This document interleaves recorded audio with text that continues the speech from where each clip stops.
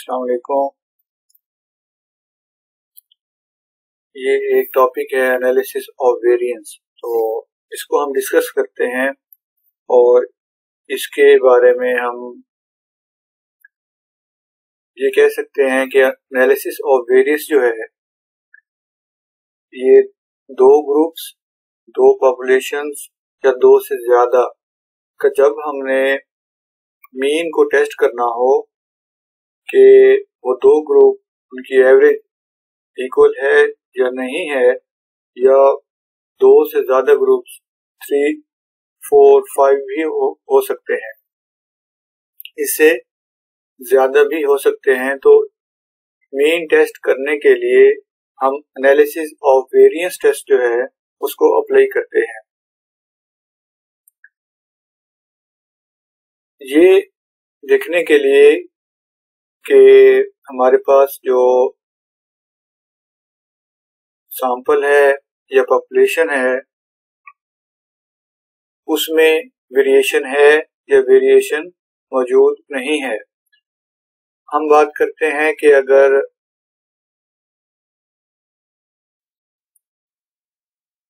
हमारे पास सैंपल्स हैं तो एनालिसिस ऑफ वेरिएंस में सैंपल्स के अंदर जो वेरिएशन है उसको भी चेक किया जाता है और बिटवीन द सैंपल भी वेरिएशन को हम चेक करते हैं। उसके बाद हमारे पास ये लेआउट है एनालिसिस ऑफ वेरिएंस का। अगर आपसे ये पूछ लिया जाए कि आपने राइट डाउन करना है एनालिसिस ऑफ वेरिएंस का लेआउट, तो आपने ये लेआउट राइट अप करना होगा, लेकिन इसमें आपने नोट करना है कि जैसे यहाँ पे लिखा हुआ है कि डिग्री ऑफ फ्रीडम में m-1, एरर की जो डिग्री ऑफ फ्रीडम है वो क्या होगी, तो ये भी आपने इसका फार्मूला लिखना होगा। ये जो सम ऑफ स्क्वायर है, सम ऑफ स्क्वायर, मेथड का सम ऑफ स्क्वायर, एरर का सम ऑफ स्क्वायर और इसी तरह टोटल का सम ऑफ स्क्वायर, तो ये भी आपको राइट अप करना होगा। इसके लिए हमने एक न्यूमेरिकल क्वेश्चन लिया है, उसमें हर पॉइंट क्लियर हो जाएगा। आपने वीडियो को गौर से देखना है और इसको समझने की कोशिश करनी है। बिल्कुल सिंपल सा क्वेश्चन है ये, उम्मीद है आपको समझ आ जाएगी। हम कहते हैं कि हमारे पास कुछ स्टूडेंट्स हैं और हमने देखना है कि वो जो स्टूडेंट्स हैं वो एक क्लास से बिलोंग करते हैं और उस क्लास को 4 मेथड्स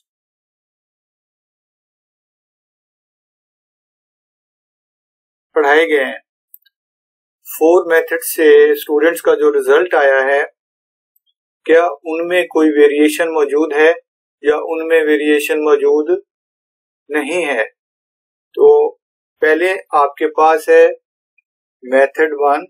मेथड 1 में आपके पास ये जो वैल्यूज आ रही हैं, ये वैल्यूज हैं स्टूडेंट्स के स्कोर्स की। तो हमने देखना है कि जो स्टूडेंट्स का स्कोर है मेथड 1 में, मेथड 2 में, मेथड 3 में, मेथड 4 में, इनमें कोई डिफरेंस है या डिफरेंस नहीं है।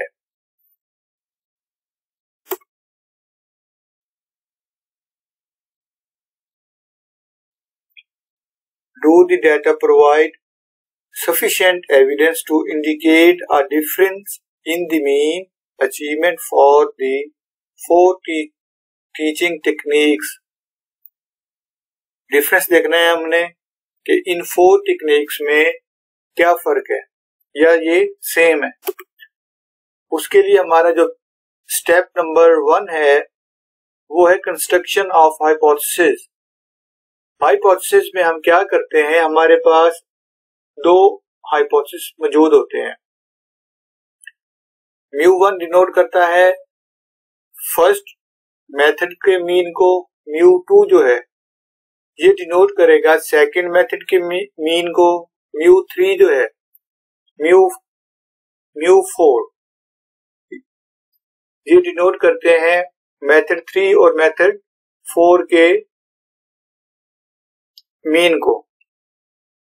नल हाइपोथेसिस हमारा क्या है, मफरूजा हमारा क्या है कि ये चार मेथड्स जो हैं ये बिल्कुल इनके जो रिजल्ट्स हैं वो सेम है, इनमें कोई डिफरेंस नहीं है। नल हाइपोथेसिस के बाद हम बात करते हैं अल्टरनेटिव हाइपोथेसिस की। अल्टरनेटिव हाइपोथेसिस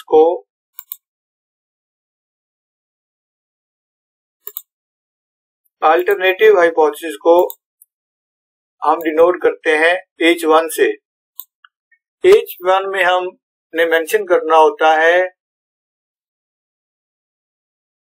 कि मीन जो है मेथड 1 का मीन, मेथड 2 का मीन, 3 का और 4 का ये इक्वल नहीं है, यानी कि नल हाइपोथेसिस जो है हमारा उसके अगेंस्ट जाएंगे अल्टरनेटिव हाइपोथेसिस में।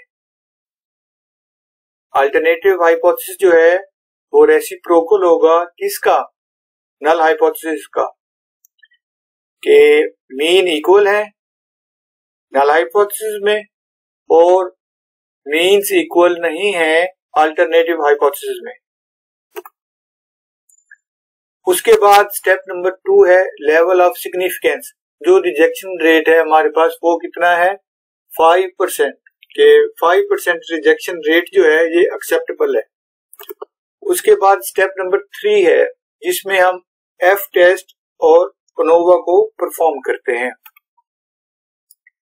ये हमारे पास स्टेप 4 की कैलकुलेशंस हैं जिसमें मेथड 1, मेथड 2, मेथड 3 और 4 के रिजल्ट्स को शो किया गया है।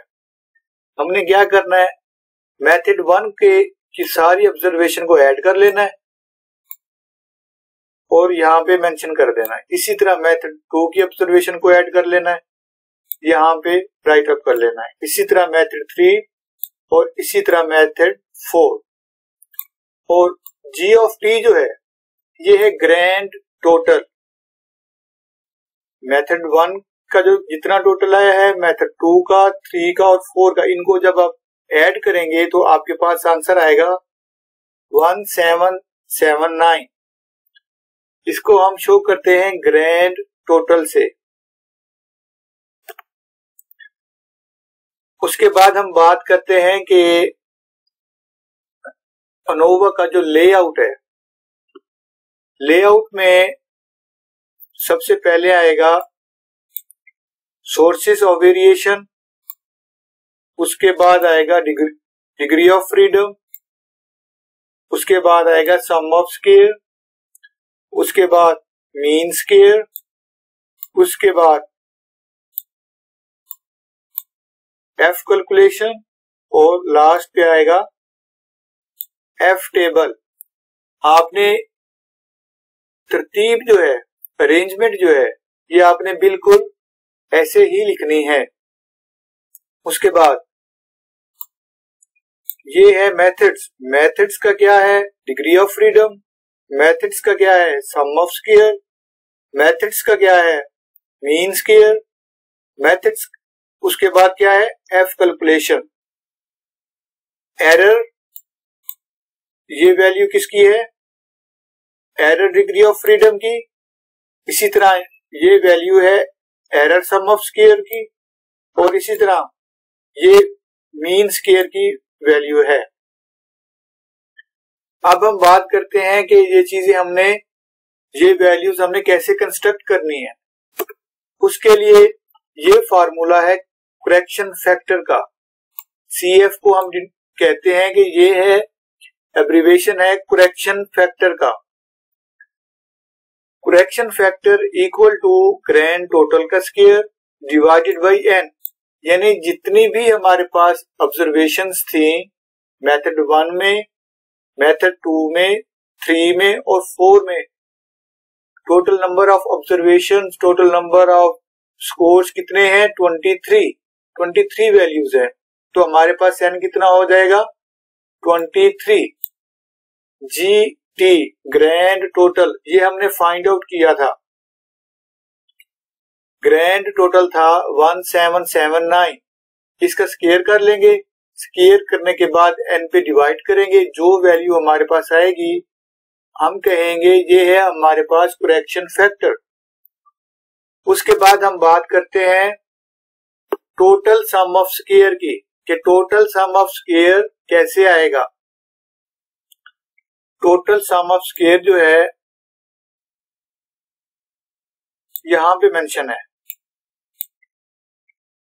इस वैल्यू का जो फंक्शन है, जो फार्मूला है वो कहां पे है, वो ये लिख रहा, पहली वैल्यू का स्केयर जमा दूसरी वैल्यू का स्केयर जमा तीसरी वैल्यू का square up to so on जमा आखिरी वैल्यू का स्केयर। उसमें से माइनस कर देना है आपने करेक्शन फैक्टर को। करेक्शन फैक्टर वो हमने फाइंड आउट किया हुआ है।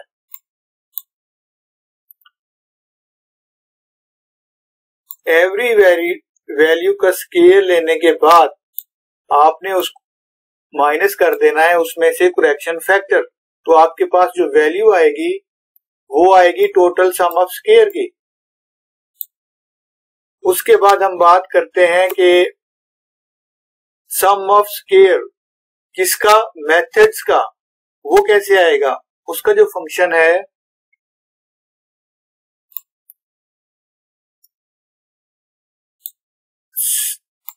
(712.6), इसका जो फंक्शन है वो ये लिख रहा। मेथड्स की जब हम बात करते हैं तो मेथड 1 की टोटल जितनी भी वैल्यूज थी उनको ऐड किया, वो कितना आया 454, उसका स्केयर कर लेना है। मेथड 1 में कितनी वैल्यूज थी 6। उसके बाद हम बात करते हैं मेथड 2 की जितनी भी वैल्यूज थी उनको हमने ऐड कर लेना है, तो आंसर क्या आ गया 549, उसका स्केयर कर देना है। मेथड 2 में कितनी वैल्यूज थी 7, उस पे हमने डिवाइड कर देना है। उसके बाद मेथड 3 में जितनी वैल्यूज थी उनका स्केयर करना है और जितनी वैल्यूज हैं उसके ऊपर डिवाइड कर देना है। मेथड 4 में जितनी वैल्यूज हैं उनको ऐड कर लेना है, उनका स्केयर करना है और जितनी वैल्यूज हैं उतने पे डिवाइड कर देना है, आपने माइनस कर देना है करेक्शन फैक्टर, तो आपके पास जो वैल्यू आएगी वो 712.6। अब हम बात करते हैं कि डिग्री ऑफ फ्रीडम की, कि डिग्री ऑफ फ्रीडम मेथड्स की डिग्री ऑफ फ्रीडम कैसे आएगी। टोटल मेथड जितने भी होंगे उसमें से एक को माइनस कर देना है, -1 कर देना है। मेथड्स हमारे पास 4 थे, तो एक को माइनस करेंगे तो 4 - 1 आंसर आ जाएगा 3। उसके बाद टोटल डिग्री ऑफ फ्रीडम यानी टोटल वैल्यूज कितनी थी मेथड 1 2 3 4 में, वो थी 23 में से 1 को माइनस करेंगे तो हमारे पास आंसर आ जाएगा 22।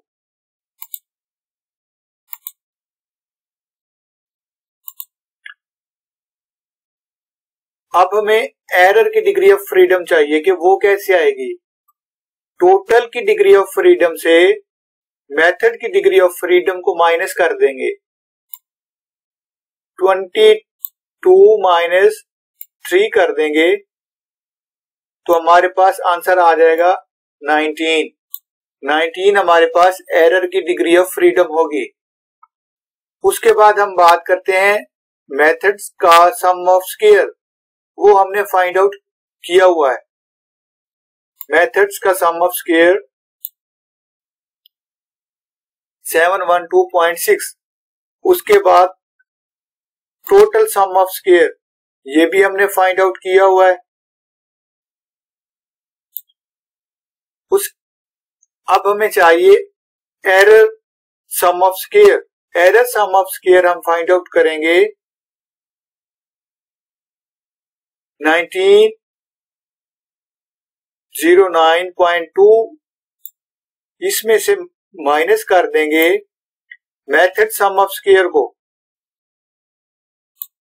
तो हमारे पास एरर सम ऑफ स्क्वायर की वैल्यू आ जाएगी। उसके बाद हमें चाहिए मीन स्क्वायर। मीन स्क्वायर चाहिए। मीन स्क्वायर के लिए हमने सम ऑफ स्क्वायर की वैल्यू जो है 712.6, इसको डिवाइड कर देंगे 3 के ऊपर। इस वैल्यू को डिवाइड कर देंगे मेथड की डिग्री ऑफ फ्रीडम के ऊपर, तो हमारे पास मीन स्क्वायर आ जाएगा किसका?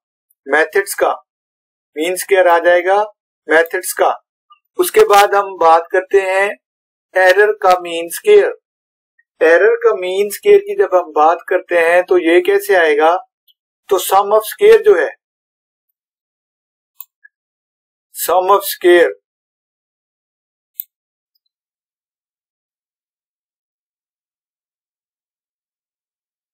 $1196.6 को डिवाइड कर देंगे 19 के ऊपर।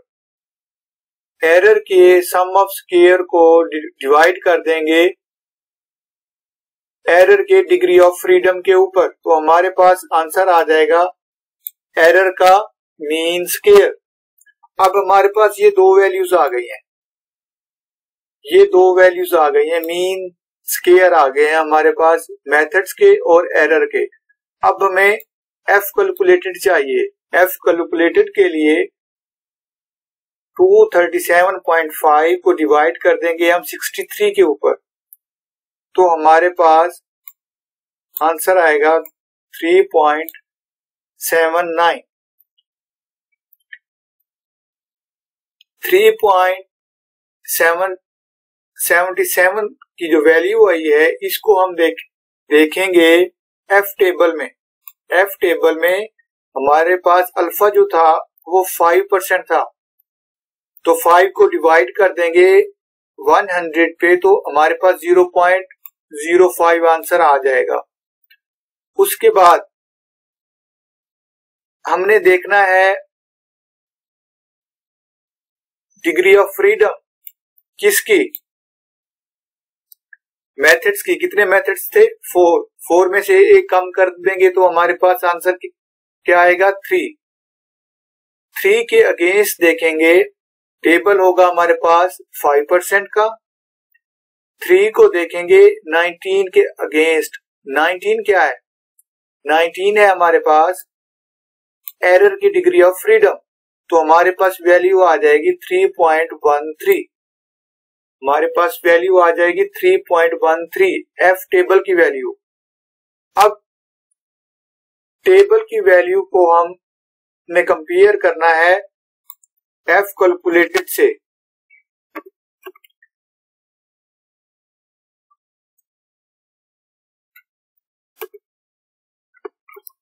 अगर एफ कैलकुलेटेड की जो वैल्यू है, एफ कैलकुलेटेड की वैल्यू जो है वो बड़ी आ जाए टेबल वैल्यू से, हम रिजेक्ट कर देंगे एच नॉट को। हम रिजेक्ट कर देंगे एच नॉट को and conclude that there is difference in the mean achievement for the 4 techniques method. और हम कह देंगे कि हमारा जो हाइपोथेसिस था, जो नल हाइपोथेसिस था, एच नॉट था, उसमें हमने कहा था कि μ1 is equal to μ2, μ2 is equal to μ3, μ3 is equal to μ4, कि ये जो मीन्स जो हैं ये इक्वल है। अब क्या हुआ कि एफ कैलकुलेटेड की वैल्यू जो है वो टेबल वैल्यू से बड़ी है, तो हमारा नल हाइपोथेसिस रिजेक्ट हो जाएगा और हम कंक्लूड करेंगे कि 4 मेथड्स का जो मीन है वो इक्वल नहीं है। ये एक छोटा सा न्यूमेरिकल क्वेश्चन था जिसमें हमने अनोवा को परफॉर्म किया। तो उम्मीद है कि आपको इस वीडियो से एनालिसिस ऑफ वेरिएंस का क्वेश्चन जो है वो समझ आ जाएगा। मेथड यही होगा, हो सकता है आपके एग्जाम में वैल्यूज को चेंज कर दिया जाए। Thank you.